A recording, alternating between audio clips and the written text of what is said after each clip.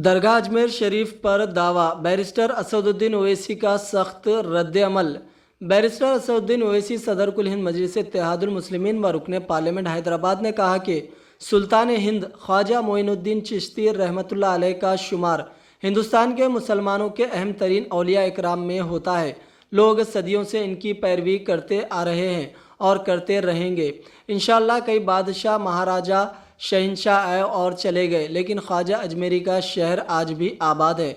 1991 की इबादत गाहों के कानून में वाज़े तौर पर कहा गया है कि किसी भी इबादत गाह की मजहबी शिनाख्त को तब्दील नहीं किया जा सकता और ना ही इन मुकदमात की अदालत में समाअत होगी।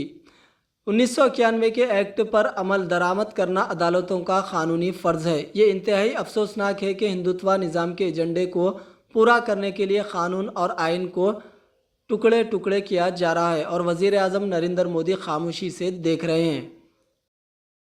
800 साल से दरगाह है ख्वाजा अजमेरी की। 800 साल उस दौर में मुग़लों ने हुकूमत की, बादशाह अकबर ने वहाँ पर बहुत कुछ तामीर करवाया। फिर मुग़ल ख़त्म हुए, मराठाओं का राज शुरू हुआ।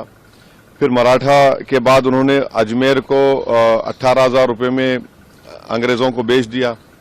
1911 में क्वीन एलिजाबेथ आई तो वहाँ पानी का हाउस बनवाया। नेहरू से लेकर जितने प्रधानमंत्री बने वो वहाँ पर चादर भिजाते हैं। आप बताइए क्या करना चाह रहे हैं लोग?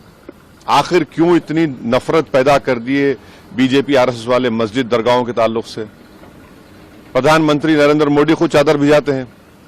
अब बताइए उस पर क्या बोलेंगे वो? उन्होंने मिनिस्ट्री ऑफ माइनॉरिटी अफेयर्स को पार्टी बनाया तो नरेंद्र मोदी की सरकार उसको बोलेगी कि वो दरगाह है ही नहीं है। प्लेसेस ऑफ वर्शिप एक्ट तो इस्तेमाल ही नहीं हो रहा। लोअर कोर्ट आखिर प्लेसेस ऑफ वर्शिप एक्ट को क्यों नहीं सुन रही है?